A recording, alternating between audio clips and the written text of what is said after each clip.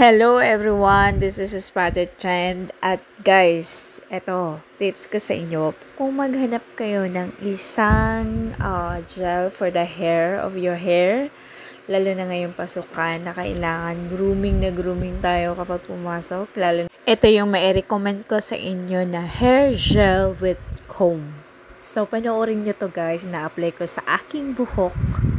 So, mag-unboxing tayo ngayon ng mga product, which is, ito ay free sample sa TikTok.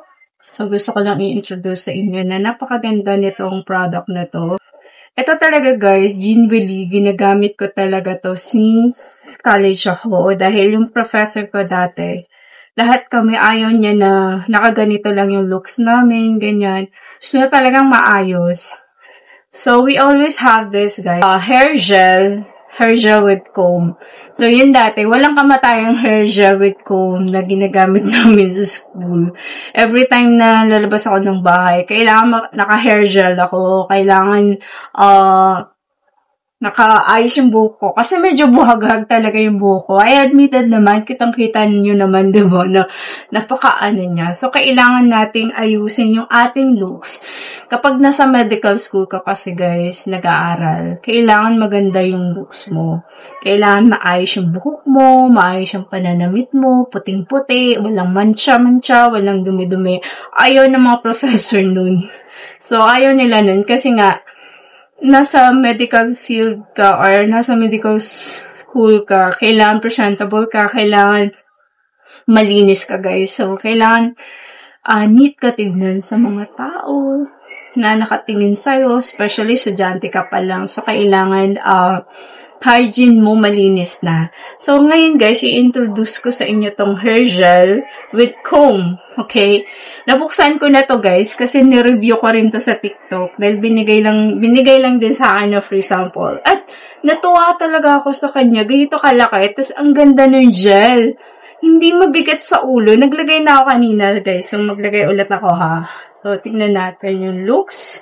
Kapag nasa medical school ka, yung mga nakarelate sa akin dyan na nag-aaral sa medical school, kung isa ka bang doctor, nursing, so kailangan mo talaga to.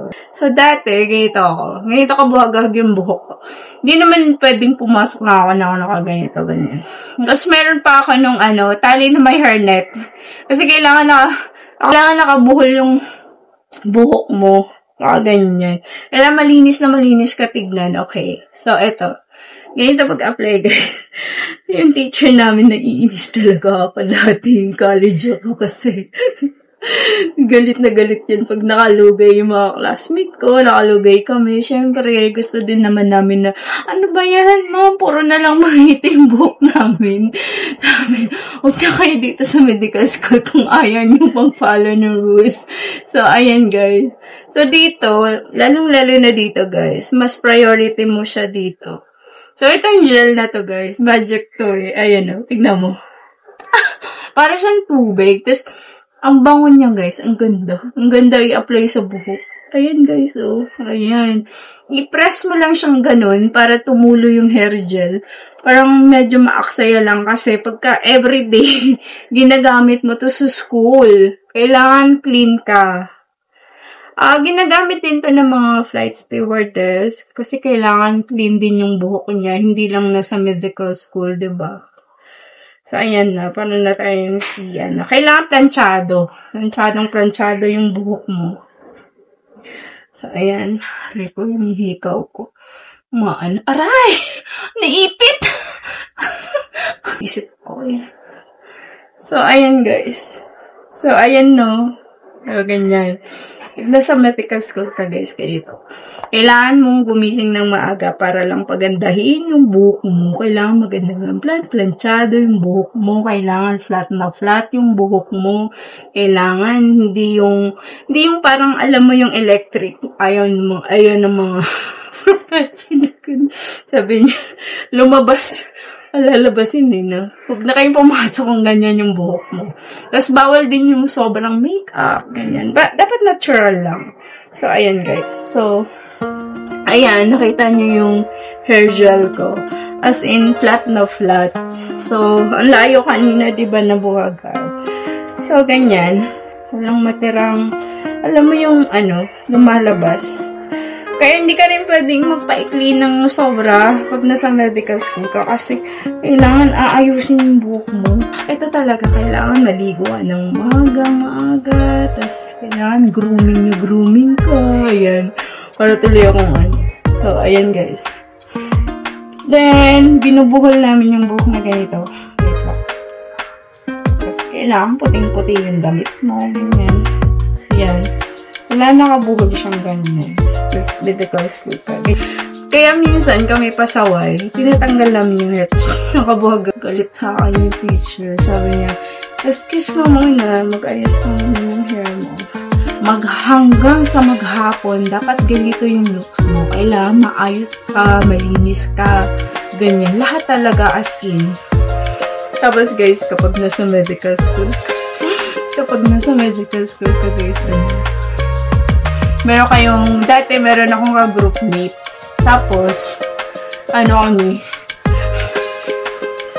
per group yun, kailangan kasi basta hindi ko na yun para ako yung chinecheck yung bawat isa. So, may groupings na ganun guys. So, ayan. Kung gusto mo naman, hindi pwedeng nakaganito.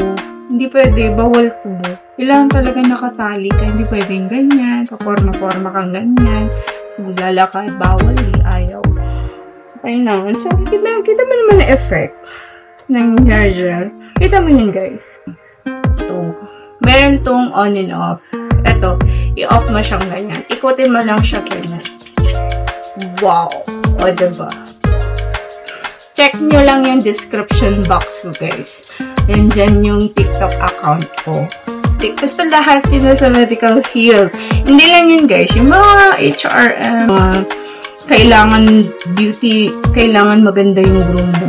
Mga stewardess pwede din dito. Kasi kailangan, ng book nila, flat. Yan. Tsaka yung mga pala guys, yung nagtatrabaho sa mga restaurants, sa mall, basta lahat ng mga establishment na kailangan grooming ka or kailangan maayos yung itsura mo. Kasi personality is very important kasi talaga pagdating sa trabaho. So, ayun guys, kailangan mo styling. If you want this product, guys, check my description box. Nandyan yung link ng TikTok account ko at pwede kayo mag-purchase direct dyan sa video na yan. And then, pagdating nyo sa video, meron siyang yellow basket. So, thank you very much. If you like this video, don't forget to like and subscribe my YouTube channel. Have a nice day. Click like, subscribe, and notification bell.